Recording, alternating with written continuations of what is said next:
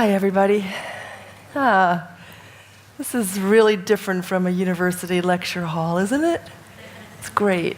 Are we tired yet? No? Okay. Then I won't suggest anything other than I start talking. So, I teach international relations and international law at the University of Washington in Seattle. I've been there for 22 years. And I don't often say this, but in my past life, I was a peace activist. So I have a background in community organizing and grassroots work. And somewhere along the line, when I was working in the peace movement against nuclear weapons during the Reagan years, I got into my mind that what we need is global consciousness. And there weren't many people talking about this in the 70s and 80s. So I thought the way into that is to study international relations and international law.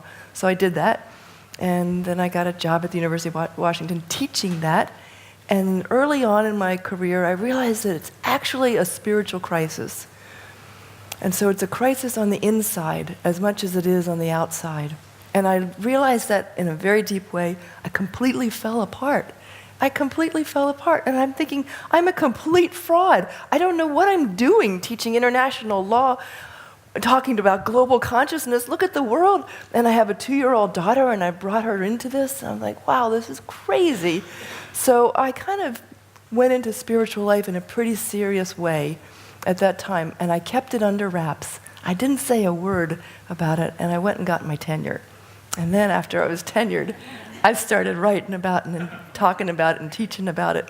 Although I had been teaching in my classes something I called person-planet politics. And this is the idea that we never study anything out there as if it's only out there. We always ask, in relation to everything, who am I in relation to that? So we study climate change like that. We study food politics like that. We study human rights, all of this. We take it inside. So I do contemplative practices in the classroom. And again, I didn't tell my colleagues I was doing this. And when they came in to evaluate my classes, I never did that. But now I do it. And they like it. So something really is changing. I wish I had known Felix before I started doing my research. So I just kind of went wandering around the world for a year, going to Ecovillages. And I've written a book. And I hope you'll take a flyer, because I really don't want to carry all these flyers to the Gen Assembly. So if you haven't had a flyer already, please take one. And this is the book that I've written. Maybe just pass it on. And don't feel any pressure to take more paper than you need. But so I kept asking myself, who's really living it? Who's really living it? Who's really got the big picture and is applying it at the level of everyday life? And as I did my reading, it seemed to me that Ecovillages were best doing that. And so I wanted to write a book that would be very personal, that would really talk about myself in relation to all of this. And so the book is a personal story. It's written in very common language, but it's published by an academic press. And so there I feel that I've done a little bit of bridge building. I've gotten something that's very personal, peer-reviewed. And I think that that's an important thing for us to begin doing, is to come out. I feel that people who, in the academic world, who think this way are a bit in the closet. And I think the time is to come out now. So this talk will kind of follow as does the paper from the book. The book is organized according to what I call E2C2, the integration of ecology, economics, community, and consciousness, E2C2. And it's really the 4 dimensions, in the Gaia education, but with a slightly different name. And so I go, let's see. Oh, yeah. Is it off? No.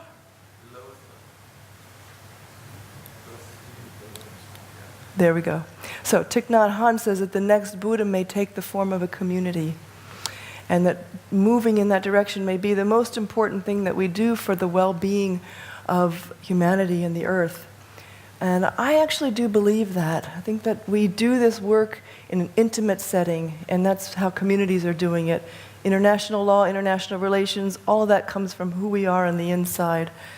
And so I end the book with consciousness as the last chapter.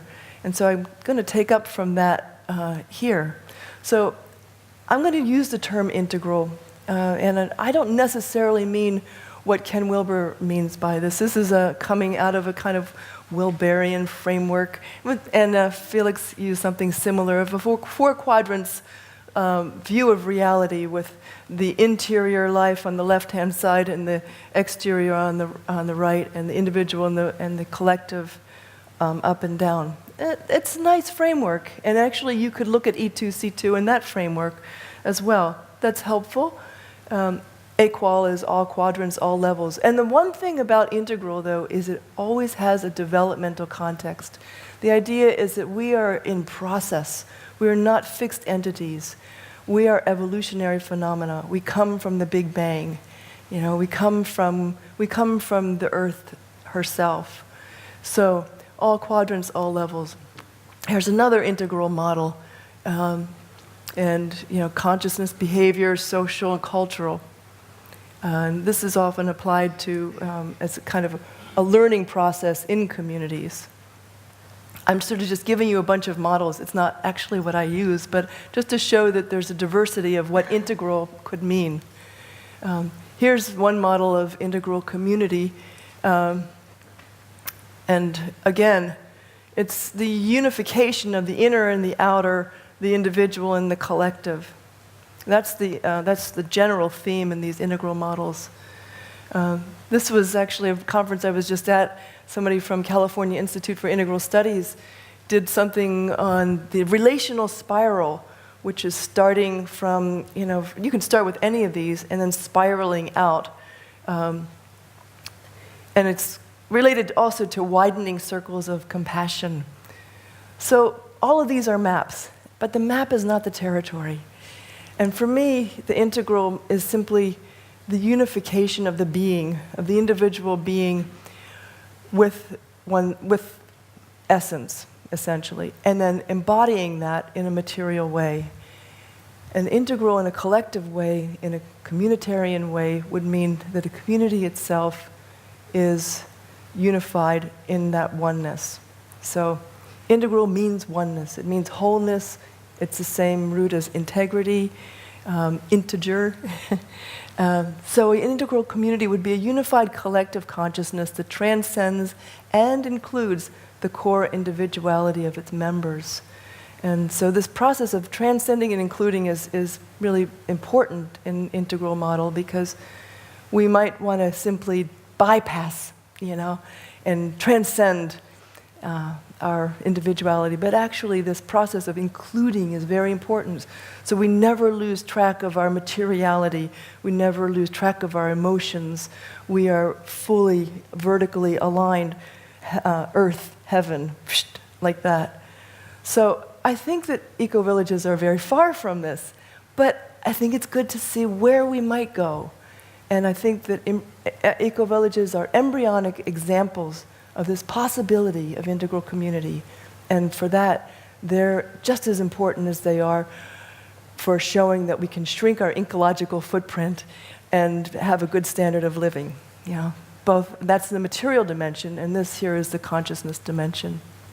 So eco-villages are not integral communities, although I did get some glimpses of this, but I would say they are integrative communities. They are integrating these dimensions of E2C2. And they're really important as a bridge from what I call the age of separation to the age of reconnection. And that's what we're really entering into now. And I see it in my students. I've been teaching at universities since 1976. And the students are coming in a little different, and quite actually substantially different. This is a world-centric worldview. It's not nation-centric, it's not egocentric primarily, although we have that as part of who we are. And the spirituality is not primarily about liberation from this world, but transformation of the world. And even I say that this is true in the secular communities. I talk about this in the book, that even the communities that call themselves secular are in some ways doing this work of bringing us from the age of separation to the age of reconnection. So they're really, and then there's this commitment to self-transformation in a community context. And that's a radical commitment. So what I say is sustainability is an inside job. So the news story in Ecovillages that I talk about is beyond hyper-individualism, and the idea that if we are really inseparable from nature, then that means we have the core intelligence of nature within us, and we can contact that. And so how we go about contacting that could be anything from permaculture to meditation, but it's all important that we contact that evolutionary intelligence. And there's a kind of faith and a knowledge in Ecovillages that we can do that. And I think that's something really missing in the broader culture. So in the paper that I've written for this conference, I only look at 7 of the 14 communities that I did intensive research in. And as you see, most of them for this paper are spiritual for the very reason that I'm focusing on consciousness in the paper. But I also included Siebenlinden, which I understand to be a kind of transitional community, moving from a secular, more or less as a community, secular worldview into a spiritual worldview. And Svanholm, which is a secular community, many of their members told me they're allergic to spirituality. And yet I saw some very profound examples of what I might call spirituality there. And I think some of their collective economic experiments are doing a great job of rubbing down the ego and bringing us from the age of separation to the age of connection, reconnection. So Findhorn clearly is doing this work in growing people. And the attuned to earth, attuned to spirit is directly, expressing that kind of integrality. So Findhorn I see as an early example of aspiration towards integral community. Siebenlinden, I'm going to jump around a bit here. It's more fluid, I think, in the paper. Siebenlinden, with this, particularly in Club 99, which I understand doesn't exist anymore. It was a community within Siebenlinden that was committed to living on 1/10 the ecological footprint of the average German citizen, and was pretty well documented as having been able to do that. But they're very committed to living on a small footprint still, and doing their agriculture with horses, and having a peace contract with animals, so that integrality also includes their relationships with animals. And I don't think that integrality necessarily means that you have to do vegan agriculture, but what I do think is we need a lot of experiments in the direction of integral community, and so I think Siebenlinden is doing some of these experiments. Some beautiful natural-built structures. So the blurry picture, blowing up quite a bit. But here, some of the people there told me very clearly that they want nothing to do with spirituality. They pride themselves on having their feet solidly planted on the ground. And yet, when I talked, I would ask questions like, have you ever heard of Gaia theory, for instance? And yes, many of them knew about Gaia theory, and one fellow who told me he thought spirituality was bullshit, frankly. He said, I'm just a cell in the body of Gaia. And I said, well, that sounds like spirituality to me. I wasn't trying to put words in his mouth, but he said, that's biology. That's not spirituality. Let's keep it scientific. So, and I talk quite a bit about how their economic experiments, in many ways, are experiments in consciousness, even if they don't call it spirituality. Damanhur, of course, is a great example of another community organized around a spiritual vision. This Hall of Mirrors, the idea is that each of us is a fragment of the divine, in a sense, and we're all trying to find our ways back to that conscious divinity. And so in this Hall of Mirrors, the idea is that you can kind of see this kind of infinite regress going back, and see yourself as being in this very large context of mirrors, and trying to come back to your source. And I would say Findhorn, Oroville, Damanhur explicitly have a worldview that links matter and spirit. And that I found in variations in eco-villages, but I think those three communities, which were the three largest intentional communities that I visited, all have that. And then, of course, I talk a little bit about spirituality of money, and Damanhur, Damanhur's credito is not only an economic mechanism, but it's also, it's seen as a spiritual mechanism that, and even in Oroville, there's the idea that money is a divine force, and that somehow this needs to be brought back to divine connection. And arborically in Damanhur, when I give my little slideshow presentation of all the communities that I visited, the one story that people like them very most is when I tell them about communicating with a plant. So I didn't think I could do it, actually. I thought, I'm such an egghead, I can't do this. But I did, and I know that it's possible to communicate with plants now. I haven't been really spending my time doing that, but I know that it's possible, and that really says a lot. If we can actually tune in to the intelligence that unifies ourselves with the plant and animal world, it's a very important thing to be doing. Okay, now I'm going to take us to the third world a little bit, because I think this is really important. So 80% of the world lives in the developing world, and Sarvodia is a very important example of what I think of as aspiring integral community. So how many of you know of Sarvodia? I'm just curious. Okay, most of you do. So it's a network of traditional villages, mostly rural villages, but they're organized around this peace meditation.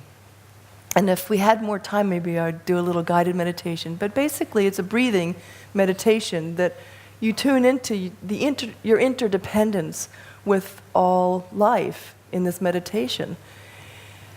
But the point of the meditation is to bring peace to the individual, but also to bring peace to the collectivity, so that they can work together to do things like build roads and build wells, dig wells and build schools, do very practical, hands-on work.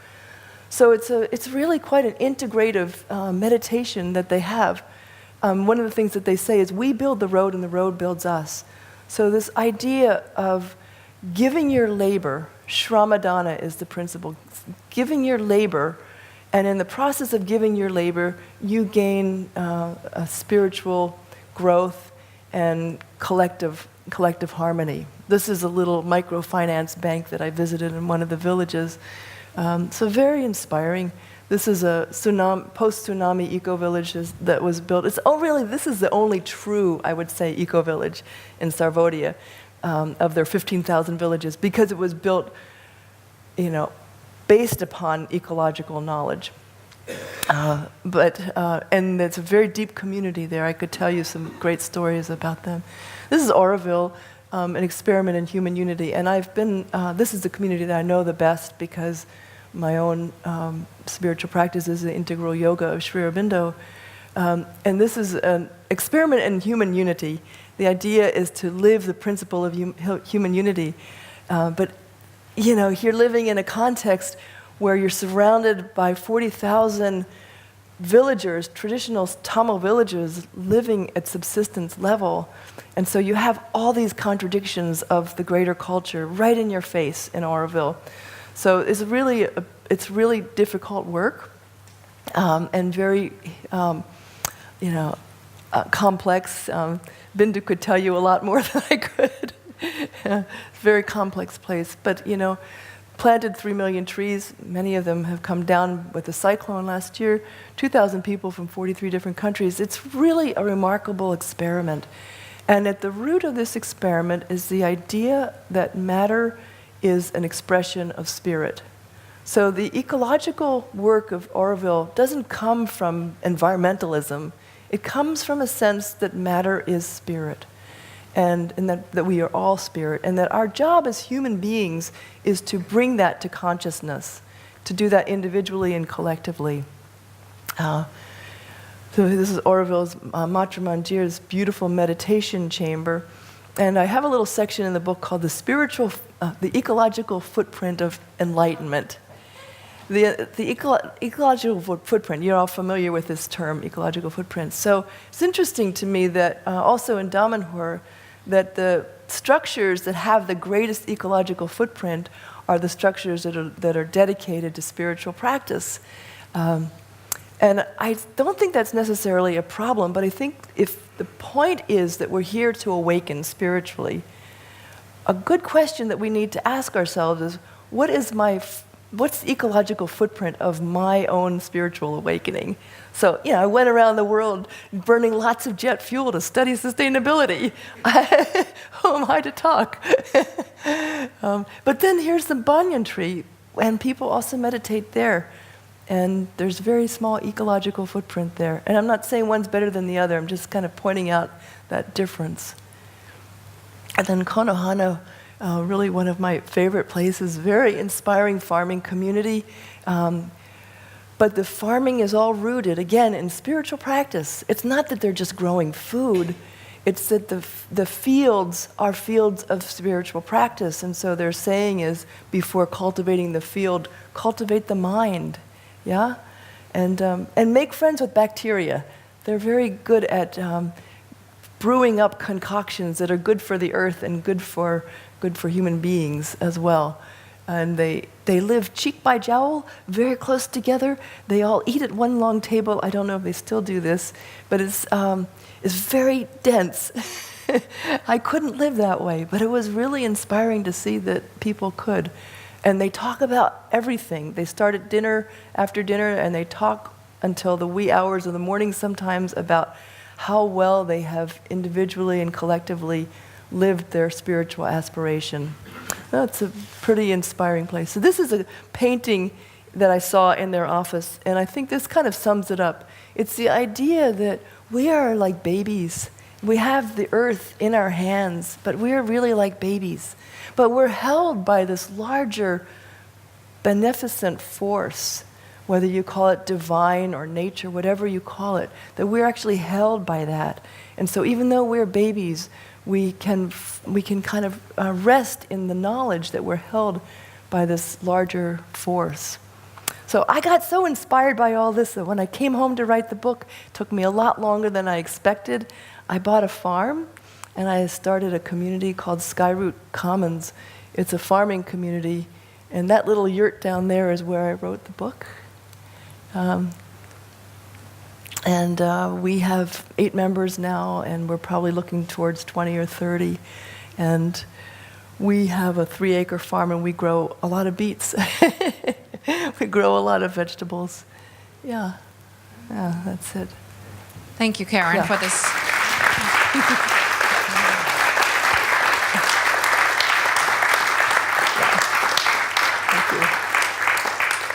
This was a very inspiring presentation.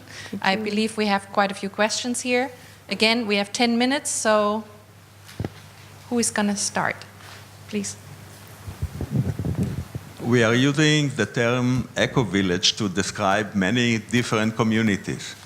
Oh. And my question is it possible, since you visited a lot, and that's probably true for Felix too, and maybe the same question,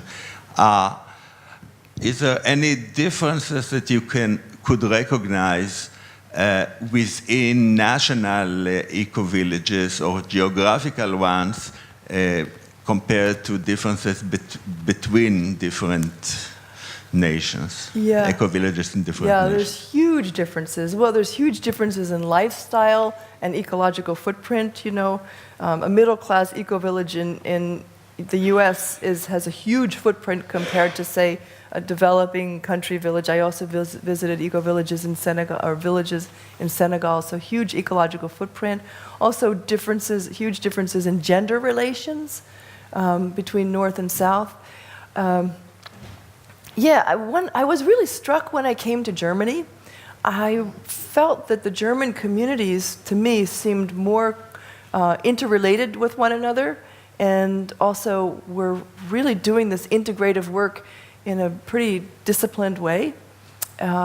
and I paid attention in particular to Sieben Linden because I felt that they were a community that was moving from secular to spiritual. And what I noticed is that a lot of the people who were the most focused in this movement towards spirituality were working with Thomas Hübl. And so I became very curious about him. How many of you have heard of Thomas Hübl or maybe worked with him? Yeah, I got very curious about him because I've worked with a lot of spiritual teachers, but I've never worked with any who have worked with communities. And I thought, wow, that's very interesting. So I actually came back the following summer, partly to attend the Gen Assembly, but also to go to this community collective intelligence conference. And I think that the German communities are a bit ahead in some ways. I mean, this is my own subjective impression. And then, of course, the Danish network is very socially and economically more dense, I would say, than other places. But, you know, what I was looking for was actually commonality more than difference, because I selected for difference. So I chose rural, urban, rich, poor, religious, secular, you know, developing country, industrialized countries. But what I wanted to know is there something underneath that diversity that's common to them? Because if that's true, that suggests that something that I thought 30 years ago might be called global consciousness is actually percolating up. And so that was really my question. Yeah, thank you. You described part of the village in Sri Lanka saying that's a true eco-village, while the rest is not. So that's why it's... Yeah, that's true. I mean, you know, look, Sarvodia is a big development organization, and so it's, you know, there's contradictions there. And Sri Lanka has chosen a particular style of industrialization, which basically brings industrialization more into the countryside. So these rural villages in Sri Lanka are very different from rural villages, say, in Africa. So when I say true eco-village, I mean they're designed by permaculture. You know, Max Lindiger from Crystal Waters was very instrumental in designing Lagoswate. And you know, they have kitchen gardens. Each home has a kitchen garden. They all have one solar panel, just one solar panel that powers everything in their house, you know. So that's different from, say, a traditional village that's existed for hundreds of years and is now trying to bring in organic agriculture and solar panels and all the rest. But they are unified. All these villages are unified in the peace meditation. And that is a profound practice, I think. Many people told me about how their lives had been transformed by doing this meditation on a daily practice, and also doing it together. Yeah. Yeah, here we are. Thanks, Karen. That was really great. I got a lot of takeaways from that. Oh, that's good. really nice. Thank you. But I have a comment more than a question, and that's about the expanding the idea of spirituality to include ideology. And just the word ideology is a dead giveaway that it comes from the realm of ideas, which are essentially non-material. So even people with strong ideologies actually start off with something that's in, I don't see the other realms going. It has to be in the spiritual realm of ideas. And the implementation of that in various collective forms is actually the process of taking something from a spiritual, non-material realm, dimension, and bringing it into the material world that we live in. And that process of creation is divine. Ah, that's great. Well said. I love that. And I would also add one caveat to that, which is that right now, my perception of humanity is that most of us are at some kind of mental stage in our development. And the way that our minds are currently structured is through division. So the mind, the human mind at kind of the Western, you know, level of development is pretty much about division, about separating and protecting ego. And so I would say that there is another realm beyond ideology, that because ideas are mental phenomena, that there's actually a realm beyond that that's more unitive, that's more unification. But I think you're right. I mean, if it's all, you know, spirit all the way down, then you're absolutely right, because, you know, even the matter itself is spirit. Yeah. Okay, 2 more questions. The woman with the microphone and right here. Hello, I'm Priya from Oroville. I was very interested in what you said about somehow an integral sort of spirituality taking both the individual and the community. And I run a farm, and there's 4 of us. And there have been times when we've had to sort something out, when I really feel that connection has been there. And it's really one of the most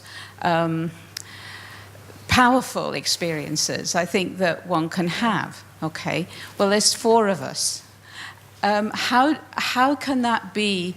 But as soon as we get in the larger group, that seems to disappear. And particularly in a place like Oroville, where we're all doing different things and we all have very different ideas.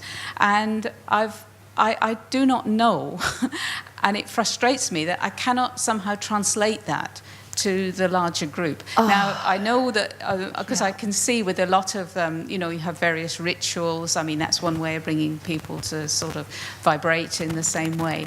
But it's... I don't know. Do you have anything to say about that? I'm so glad you said that, because it's some of us have had this experience, and it's so beautiful and so precious and so fleeting, and it's so difficult to inoculate the larger culture like we're the yogurt, But, here's the thing that I come back to, is that if you really can have this and build upon it with even a small group, it's contagious. Because inside we all want that.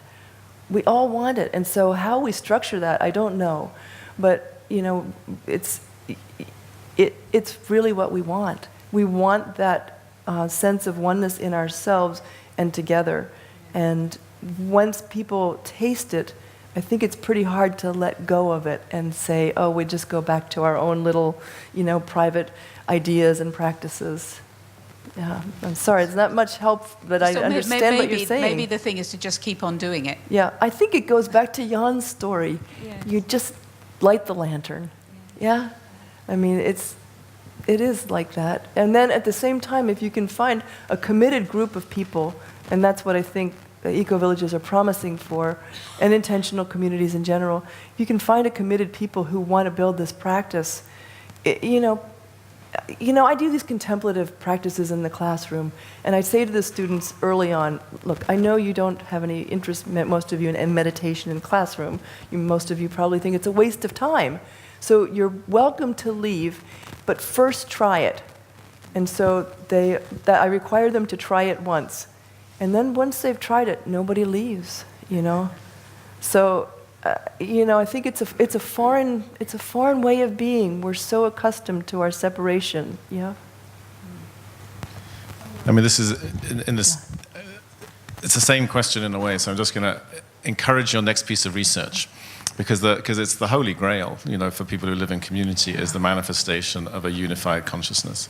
So I think it would be great if you were to come back in a few years' time, and instead of being able to say to us, I don't really know how you do it, but it's great when it happens, to research what are the practices, the principles, the phenomena that help to make it so, and what are the things that get in the way, because it's what we've been working at for 51 years here. It's what many people are working at everywhere. And if you could research what seems to help, that would be fantastic. Robin, you bless your soul. So, thank you. I'm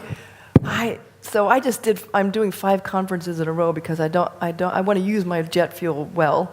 And I thought, what I need to do now is go to this human subjects review, because I can't interview anybody since I'm connected to the university unless I get their written permission, and I have to go through this whole protocol through the university. And I thought, wow, I'm going to the Gen Assembly. That's my next research project. Exactly what you just said. Do these interviews, collective consciousness, And I just thought, it's too much. I can't do that right now. But I'm on it. Thank you. Thanks.